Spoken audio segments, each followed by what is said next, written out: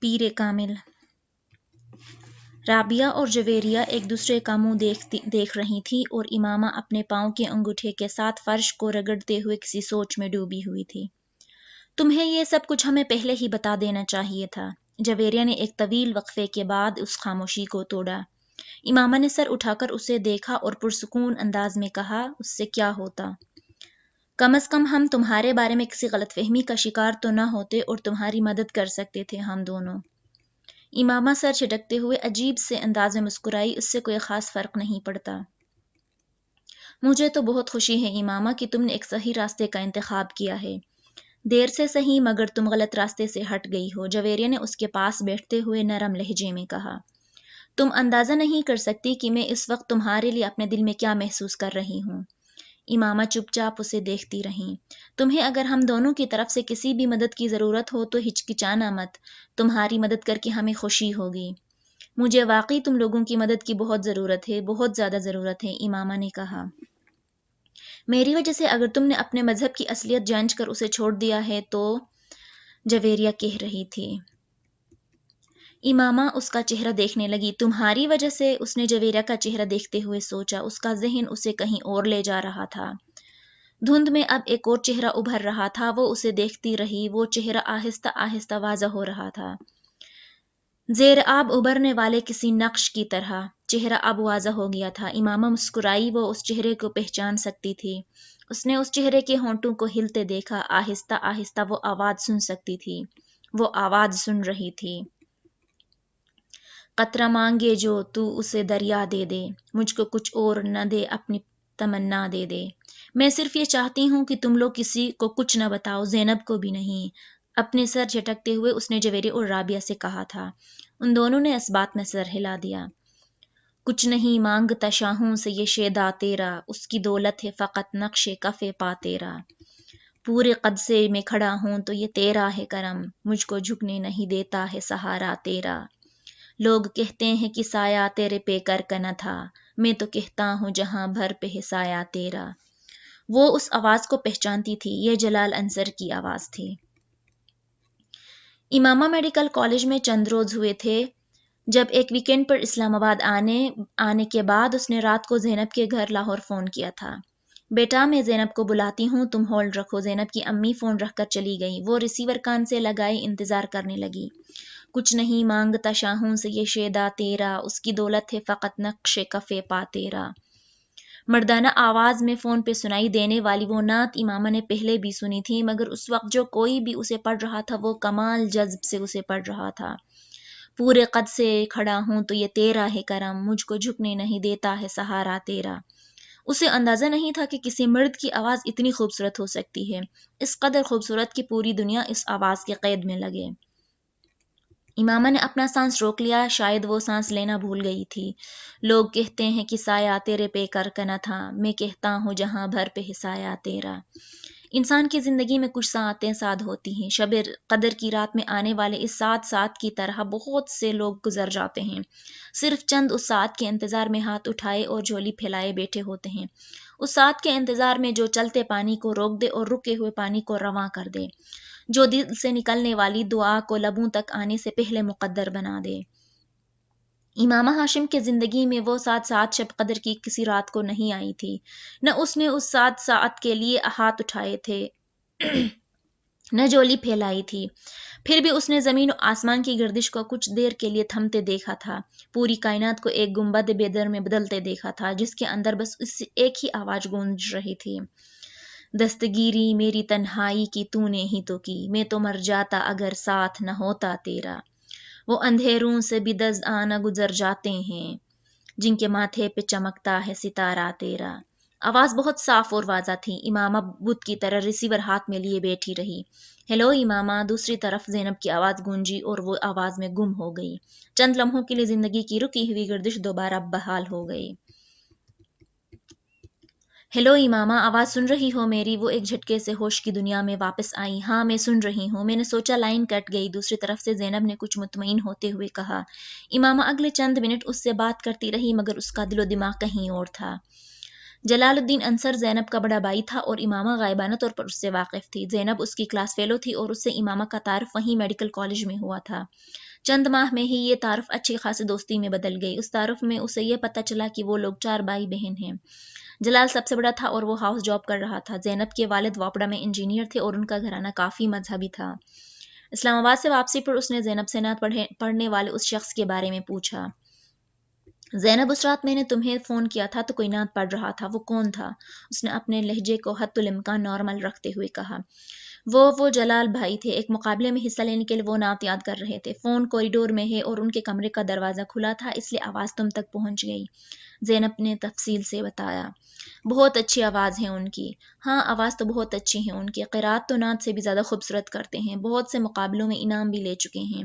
ابھی بھی کالج میں ایک مقابلہ ہونے والا ہے، تم اس میں انہیں سننا۔ زینب تب یہ نہیں جانتی تھی کہ امامہ کس مذہب کی تھی۔ وہ جس طرح پردے کا خیال رکھتی تھی، زینب کا خیال تھا وہ کسی مذہبی گھرانے سے تعلق رکھتی ہے۔ خود زینب بھی خاصے مذہبی گھرانے سے تعلق رکھتی تھی اور چادر اوڑھا کرتی تھی۔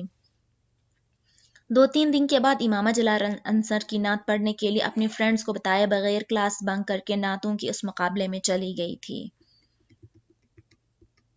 جلال انصر کو اس دن پہلی بار اس نے دیکھا تھا۔ کمپیرر نے جلال انصر کا نام پکارا اور امامہ نے تیز ہوتی ہوئی دھڑکنوں کے ساتھ زینب سے مشابہت رکھنے والے عام سی شکل و صورت اور داڑھی والے ایک 24-25 سالہ لڑکے کو اسٹیج پر چڑھتے دیکھا۔ اسٹیج پر سیڑھیاں چڑھنے سے لے کر روسٹرم کے پیچھے آگے آ کر کھڑے ہونے تک امامہ نے ایک بار بھی اپنی نظر جلال انصر کے چہرے سے نہیں ہٹائی۔ اس نے اسے سینے پر ہاتھ باندھتے اور آنکھیں بند کرتے دیکھا۔ کچھ نہیں مانگتا شاہوں سے یہ شیدا تیرا، اس کی دولت ہے فقط نقش کفے پا تیرا۔ امامہ کو اپنے پورے وجود میں ایک لہر سی دوڑتی محسوس ہوئی۔ حال میں مکمل خاموشی تھی اور صرف اس کی خوبصورت آواز گونج رہی تھی۔ وہ کسی سحر زدہ ماحول کی طرح بیٹھی اسے سنتی رہی۔ اس نے کب نعت ختم کی، کب وہ اسٹیج سے اتر کر واپس ہوا، مقابلے کا نتیجہ کیا نکلا، اس کے بعد کس کس نے نعت پڑھی، کس وقت سارے اسٹوڈنٹ ہال سے گئے اور کس وقت ہال خالی ہو گیا، امامہ کو پتہ نہیں چلا۔ بہت دیر کے بعد اسے یکدم ہوش آیا تھا۔ اس وقت اپنے ارد گرد دیکھنے پر اسے احساس ہوا کہ وہ حال میں اکیلی بیٹھی تھی۔ میں نے کل تمہارے بھائی کو نعت پڑھتے سنا، امامہ نے اگلے دن زینب کو بتایا۔ اچھا، انہیں پہلا انعام ملا ہے؟ زینب نے اس کی بات پر مسکرا کر اسے دیکھا۔ بہت خوبصورت نعت پڑھی تھی انہوں نے۔ کچھ دیر کی خاموشی کے بعد امامہ نے پھر اس موضوع پہ بات کی۔ ہاں، وہ بچپن سے نعتیں پڑھتے آ رہے ہیں، اتنے قرات اور نعت کے مقابلے جیت چکے ہیں کہ اب تو انہیں خود بھی ان کی تعداد یاد نہیں ہوگی، زینب نے تفاخر سے کہا۔ ان کی آواز بہت خوبصورت ہے، امامہ نے پھر کہا۔ ہاں، خوبصورت تو ہے، مگر ساری بات اس محبت اور عقیدت کی ہے جس کے ساتھ وہ نعت پڑھتے تھے۔ انہیں حضور صلی اللہ علیہ وسلم سے عشق ہے، اتنی محبت کی جس کی کوئی حد نہیں۔ قرات اور نعت کے علاوہ انہوں نے کبھی کوئی اور چیز نہیں پڑھی۔ حالانکہ اسکول اور کالج میں انہیں بہت مجبور کیا جاتا رہا، مگر ان کا ایک ہی جواب ہوتا کہ میں جس زبان سے حضرت محمد صلی اللہ علیہ وسلم کا قصیدہ پڑھتا ہوں، اس زبان سے کسی اور شخص کا قصیدہ نہیں پڑھ سکتا۔ محبت تو ہم بھی حضور صلی اللہ علیہ وسلم سے کرتے ہیں، مگر جیسی بھائی کرتے ہیں ویسی محبت تو ہم میں سے کوئی بھی نہیں کر سکتا۔ پچھلے 10 سالوں میں ایک بار بھی انہوں نے نماز قضا نہیں کی، ہر ماہ ایک قرآن پاک پڑھتے ہیں۔ تم تو نعت کی تعریف کر رہی ہو، اگر ان سے تلاوت سن لو تو۔ وہ بڑے فخر سے بتا رہی تھیں۔ امامہ چپ چاپ اسے دیکھ رہی تھی۔ اس نے زینب سے اس کے بعد کچھ نہیں پوچھا۔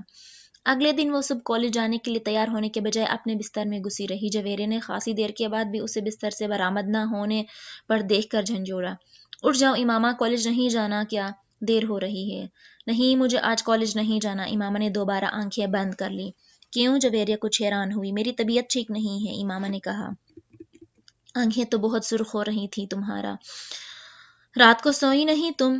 نہیں، نیند نہیں آئی، اور پلیز اب مجھے سونے دو، امامہ نے اس کے کسی اور سوال سے بچنے کے لیے کہا۔ جویریہ کچھ دیر اسے دیکھتے رہنے کے بعد اپنا بیگ اور فولڈر اٹھا کر باہر نکل گئی۔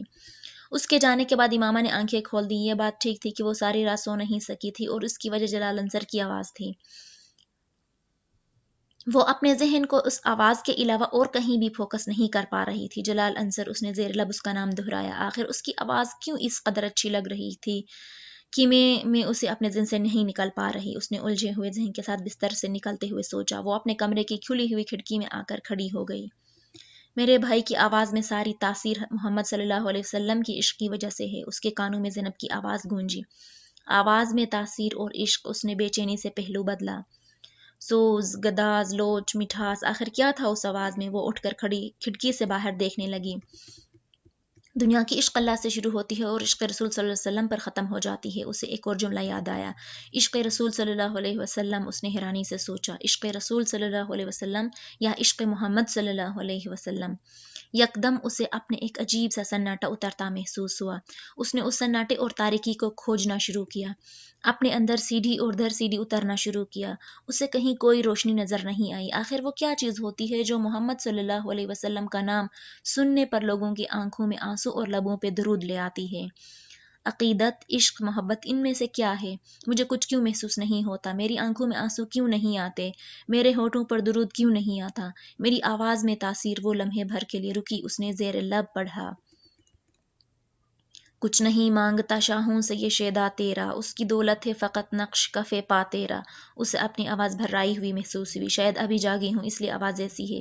اس نے اپنا گلا صاف کرتے ہوئے سوچا۔ اس نے ایک بار پھر پڑھنا شروع کیا، کچھ نہیں مانگتا۔ وہ ایک بار پھر رک گئی۔ اس بار اس کی آواز میں لرزش تھی۔ اس نے دوبارہ پڑھنا شروع کیا، کچھ نہیں مانگتا شاہوں سے یہ شیدا تیرا۔ کھڑکی سے باہر نظریں مرکوز رکھتے ہوئے اس نے لرزتی بھرائی آواز اور کانپتے ہونٹوں کے ساتھ پہلا مصرع پڑھا، پھر دوسرا مصرع پڑھنا شروع کیا اور رک گئی۔ کھڑکی سے باہر خلا میں گھورتے ہوئے وہ ایک بار پھر جلال انصر کی آواز اپنے کانوں میں اترتی محسوس کر رہی تھی، بلند، صاف، واضح اور اذان کی طرح دل میں اتر جانے والی مقدس آواز۔ اسے اپنے گالوں پر نمی محسوس ہوئی۔ یکدم وہ اپنے ہوش حواس میں آئی تو پتہ چلا کہ وہ رو رہی تھی۔ کچھ دیر جیسے بے یقینی کے عالم میں وہ اپنے دونوں ہاتھوں کی انگلیوں دونوں آنکھوں پر رکھے دم بخود کھڑی رہی۔ اس نے اپنے آپ کو بے بسی کی انتہا پر پایا۔ آنکھوں پر ہاتھ رکھے وہ آہستہ آہستہ گھٹنوں کے بل وہیں زمین پہ بیٹھ گئی اور اس نے پھوٹ پھوٹ کر رونا شروع کر دیا۔ انسان کے لیے سب سے مشکل مرحلہ وہ ہوتا ہے جب اس کا دل کسی چیز کی گواہی دے رہا ہو مگر اس کی زبان خاموش ہو، جب اس کا دماغ چلا چلا کر کسی چیز کی صداقت کا اقرار کر رہا ہو مگر اس کے ہونٹ ساکت ہوں۔ امامہ ہاشم کی بھی اپنی زندگی اسی مرحلے پہ آن پہنچی تھی۔ جو فیصلہ وہ پچھلے 2-3 سالوں سے نہیں کر پا رہی تھی، وہ فیصلہ ایک آواز نے چند دنوں میں کر دیا تھا۔ یہ جانے، یہ کھوجے، یہ پرکھے بغیر کہ آخر لوگ کیوں حضرت محمد صلی اللہ علیہ وآلہ وسلم سے اتنی عقیدت رکھتے ہیں، آخر کیوں عشق رسول صلی اللہ علیہ وسلم کی بات کی جاتی ہے۔ اس نے اتنے سال اپنے نبی کے قصیدے سنے تھے، اس پر کبھی رقت طاری نہیں ہوئی تھی، کبھی اس کا دل، اس کا وجود موم بن کر نہیں پگھلا تھا، کبھی اسے کسی پر رشک نہیں آتا تھا، مگر ہر بار محمد صلی اللہ علیہ وسلم کا نام پڑھتے، دیکھتے اور سنتے ہوئے وہ عجیب سی کیفیت کا شکار ہوتی تھی۔ ہر بار، ہر دفعہ اس کا دل اس نام کی طرف کھینچا چلا جاتا تھا اور سبیحہ کے پاس نہ جانے کے اس کے سارے ارادے بھاپ بن کر اٹھ گئے تھے۔ جلال انصر کی آواز تاریکی میں نظر آنے والے جگنوں کی طرح تھی جس کے تعاقب میں وہ بنا سوچے سمجھے چل پڑی تھی۔ میں تجھے عالم اشیاء میں بھی پا لیتا ہوں، لوگ کہتے ہیں کہ ہے عالم بالا تیرا۔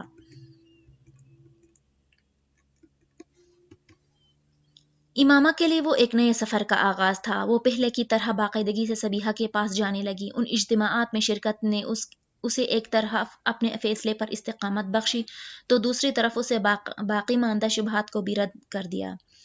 مذہب تبدیل کرنے کا فیصلہ امامہ کے لیے کوئی چھوٹا یا معمولی فیصلہ نہیں تھا۔ اس کے ایک فیصلے نے اس کی زندگی کے ہر معاملے کو متاثر کیا تھا۔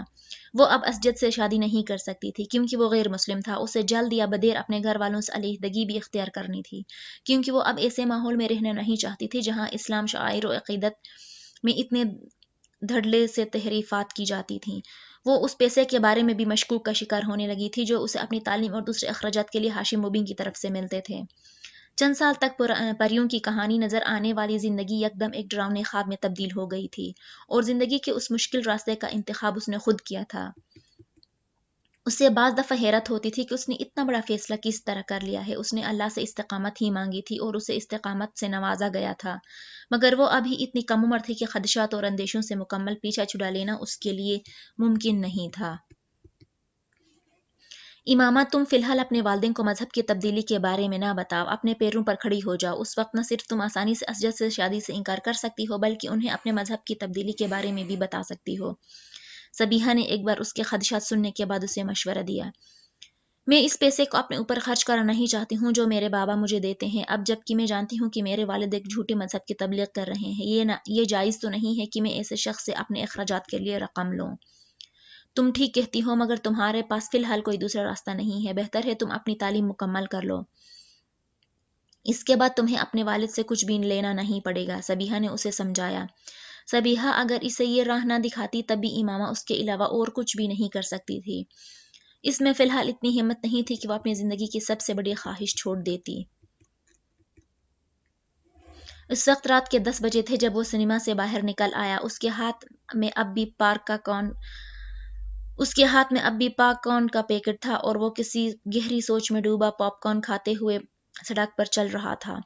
آدھا گھنٹہ تک سڑکیں ناپتے رہنے کے بعد اس نے بہت بڑے بنگلے کی گھنٹی بجائی تھی۔ صاحب کھانا لگاؤں؟ لاؤنج میں داخل ہونے پر ملازم نے اسے دیکھ کر پوچھا۔ نہیں، اس نے نفی میں سر ہلاتے ہوئے کہا۔ دودھ؟ نہیں، وہ رکے بغیر وہاں سے گزرتا چلا گیا۔ وہ اپنے کمرے میں داخل ہو کر اس نے دروازہ بند کر لیا۔ کمرے کی لائٹ آن کر کے وہ کچھ دیر بے مقصد ادھر ادھر دیکھتا رہا، پھر باتھ روم کی طرف بڑھ گیا۔ شیونگ کٹ نکال کر اس کے اندر سے ایک ریزر بلیڈ نکال لیا اور اسے لے کر وہ بیڈ روم میں آ گیا۔ اپنے بیڈ پر بیٹھ کر اس نے سائڈ ٹیبل پر پڑا ہوا لیمپ جلا لیا اور بیڈ روم کی ٹیوب لائٹ بند کر دی۔ ریزر بلیڈ کے اوپر موجود ریپر کو اتار کر وہ کچھ دیر لیمپ کی روشنی میں اس کی تیز دھار کو دیکھتا رہا، پھر اس نے بلیڈ کے ساتھ اپنے دائیں ہاتھ کی کلائی کی رگ کو ایک جھٹکے سے کاٹ دیا۔ اس کے منہ سے ایک سسکی نکلی اور پھر اس نے ہونٹ بیچ لیے۔ وہ اپنی آنکھوں کو کھلا رکھنے کی کوشش کر رہا تھا۔ اس کی کلائی بیڈ سے نیچے لٹک رہی تھی اور خون کی دھار اب سیدھا کارپیٹ پر گر کر اس میں جذب ہو رہی تھی۔ اس کا ذہن جیسے کسی گہری کھائی میں جا رہا تھا۔ پھر اس نے کچھ دھماکے سنے۔ تاریکی میں جاتا ہوا ذہن ایک بار پھر جھماکے کے ساتھ روشنی میں آ گیا۔ شور اب بڑھتا جا رہا تھا۔ وہ فوری طور پر شور کی وجہ سے سمجھ نہیں پا رہا تھا۔ اس نے ایک بار پھر اپنی آنکھ کھول دی، مگر وہ کسی چیز کو سمجھ نہیں پا رہا تھا۔ وہ سو رہی تھی جب ہڑبڑا کر اٹھ بیٹھی۔ کوئی اس کا دروازہ بجا رہا تھا۔ امامہ، امامہ! وسیم دروازہ بجاتے ہوئے بلند آواز میں اس کو پکار رہا تھا۔ کیا ہوا؟ کیوں چلا رہے ہو؟ دروازہ کھولتے ہی اس نے کچھ حواس باختگی کے عالم میں وسیم سے پوچھا، جس کا رنگ اڑا ہوا تھا۔ فرسٹ ایڈ باکس کی ہے تمہارے پاس؟ وسیم نے اسے دیکھتے ہی فوراً پوچھا۔ ہاں، کیوں؟ وہ مزید پریشان ہوئی۔ بس اسے لے کر میرے ساتھ آ جا، وسیم نے کمرے کے اندر داخل ہوتے ہوئے کہا۔ کیا ہوا؟ اس کے پیروں کے نیچے سے جیسے زمین کھسکنے لگی۔ چوچو نے پھر خودکشی کی کوشش کی ہے، اپنی کلائی کاٹ لی ہے اس نے، ملازم آیا ہوا ہے نیچے اس کا۔ تم میرے ساتھ چلو۔ امامہ نے بے اختیار اطمینان بھرا سانس لیا۔ تمہارے اس دوست کو مینٹل ہاسپٹل میں ہونا چاہیے، جس طرح کی یہ حرکتیں کرتا پھرتا ہے۔ امامہ نے ناگواری سے اسے اپنے بیڈ پر پڑا ہوا دوپٹہ اوڑھتے ہوئے کہا۔ میں تو اسے دیکھتے ہی بھاگ آیا ہوں، ابھی وہ ہوش میں تھا، اس نے مڑ کر امامہ کو بتایا۔ وہ دونوں اب آگے پیچھے سیڑھیاں اتر رہے تھے۔ تم اسے ہاسپٹل لے جاتے؟ امامہ نے آخری سیڑھی پر پہنچ کر کہا۔ وہ بھی لے جاؤں گا، پہلے تم اس کی کلائی وغیرہ تو باندھ دو، خون تو بند ہو۔ وسیم، میں اسے کوئی بہت اچھی فرسٹ ایڈ نہیں دے سکتی، پتہ نہیں اس نے کس چیز سے کلائی کاٹی ہے اور زخم کتنا گہرا ہے۔ اس کے اپنے گھر والے کہاں ہیں؟ بات کرتے کرتے امامہ کو خیال آیا۔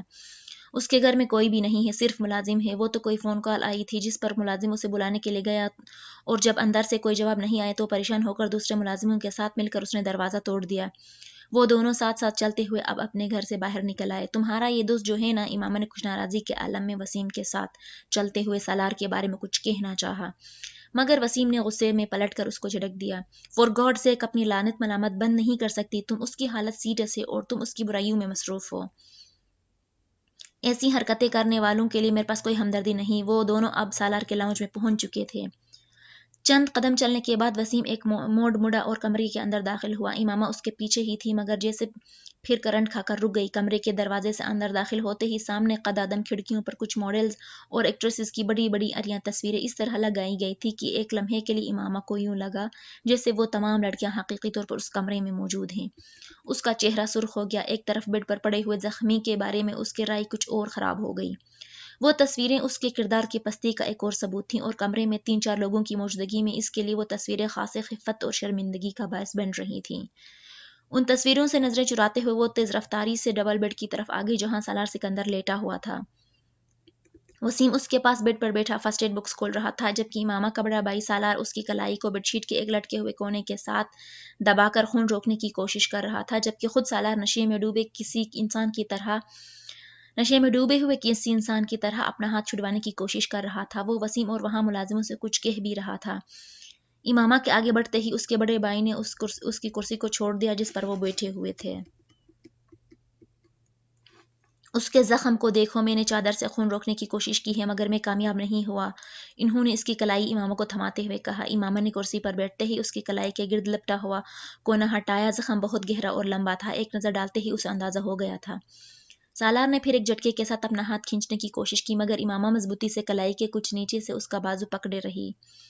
وسیم، بس بینڈیج نکال دو، یہ زخم بہت گہرا ہے، یہاں کچھ نہیں ہو سکتا، بینڈیج کرنے سے خون رک جائے گا، پھر تم لوگ اسے ہاسپٹل لے جاؤ۔ اس نے ایک نظر نیچے کارپیٹ پر جذب ہوتے خون پر ڈالی۔ وسیم تیزی سے فرسٹ ایڈ باکس میں سے بینڈیج نکالنے لگا۔ سالار نے بیڈ پر لیٹے لیٹے اپنے سر کو جھٹکا دیا۔ وہ آنکھیں کھولنے کی کوشش کی۔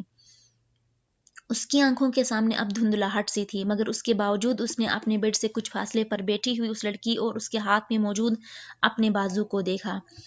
کچھ مشتعل ہو کر اس نے ایک اور جھٹکے کے ساتھ اپنا ہاتھ اس لڑکی کے ہاتھ سے آزاد کرانے کی کوشش کی۔ ہاتھ آزاد نہیں ہوا تھا، مگر درد کی ایک تیز لہر نے بے اختیار اسے کراہنے پر مجبور کر دیا تھا۔ اسے چند لمحوں کے لیے یہی محسوس ہوا تھا جیسے اس کی جان نکل گئی، مگر اسے اگلے ہی لمحے وہ ایک بار پھر ہاتھ چھڑانے کی کوشش کر رہا تھا۔ تم لوگ دفع ہو جاؤ، جاؤ، کہاں سے آ گئے ہو؟ اس نے کچھ مشتعل ہو کر لڑکھڑاتے لہجے میں کہا۔ یہ میرا کمرہ ہے، تم لوگوں کو اندر آنے کی جرات کیسے ہوئی؟ تم وسیم، تم دفع ہو جاؤ، get lost, just get lost bloody bastard, اس نے بلند آواز میں مگر لڑکھڑاتی زبان سے کہا۔ امامہ نے اس کے منہ سے نکالنے والی گالی کو سنا۔ ایک لمحے کے لیے اس کے چہرے کا رنگ بدلا، مگر پھر اس نے اس کا ہاتھ مضبوطی سے پکڑے بیٹھی رہی۔ اس نے وسیم سے کاٹن لے کر کراہتے ہوئے سالار کی کلائی کے زخم پر رکھ دی جو ہاتھ کو کھینچنے اور ہلانے سے باز نہیں آ رہا تھا، اور وسیم کے ہاتھ سے لے کر لپیٹنا شروع کر دیا۔ سالار نے دھندلائی ہوئی آنکھوں کے ساتھ اپنے کلائی کے گرد کسی چیز کی نرمی کو محسوس کیا۔ کچھ بے بسی اور جھنجھلاہٹ کے عالم میں سالار نے اپنے بائیں ہاتھ کے زور سے اپنے دائیں ہاتھ کو چھڑانے کی کوشش کی تھی۔ دھندلائی ہوئی آنکھوں کے ساتھ اس کا آگے بڑھنے والا بایاں ہاتھ لڑکی کے سر سے ٹکرایا تھا۔ اس کے سر سے نہ صرف دوپٹہ اترا تھا بلکہ اس کے بال بھی کھل گئے تھے۔ امامہ نے ہڑبڑا کر اسے دیکھا جو ایک بار پھر اپنا بایاں ہاتھ آگے لا رہا تھا۔ امامہ نے اپنے بائیں ہاتھ سے اس کی کلائی کو پکڑے رکھا جبکہ دائیں ہاتھ میں پکڑی ہوئی بینڈیج چھوڑ کر اپنی پوری قوت سے اپنا دایاں ہاتھ اس کے دائیں گال پر دے مارا۔ تھپڑ اتنا زناٹے دار تھا کہ ایک لمحے کے لیے سالار کی آنکھوں کے سامنے چھائی ہوئی دھندلاہٹ چھٹ گئی۔ کھلے منہ اور آنکھوں کے ساتھ دم بخود اس نے اس لڑکی کو دیکھا تھا جو سرخ چہرے کے ساتھ بلند آواز میں اس سے کہہ رہی تھی، اب اگر تم ہلے تو میں تمہارا دوسرا ہاتھ بھی کاٹ دوں گی، سنا تم نے؟ سالار نے اس لڑکی کے عقب میں وسیم کو کچھ کہتے سنا مگر وہ کچھ سمجھ نہیں پایا۔ اس کا ذہن مکمل طور پر تاریکی میں ڈوب رہا تھا، مگر اس نے پھر ایک بار آواز سنی، نسوانی آواز، اس کا بلڈ پریشر چیک کرو۔ سالار کو بے اختیار چند لمحے پہلے اپنے گال پر پڑنے والا تھپڑ یاد آیا۔ وہ چاہنے کے باوجود آنکھیں کھول نہیں سکا۔ وہی نسوانی آواز ایک بار پھر گونجی تھی، مگر اس بار وہ اس آواز کو کوئی مفہوم نہیں پہنا سکا۔ اس کا ذہن مکمل طور پر تاریکی میں ڈوب گیا تھا۔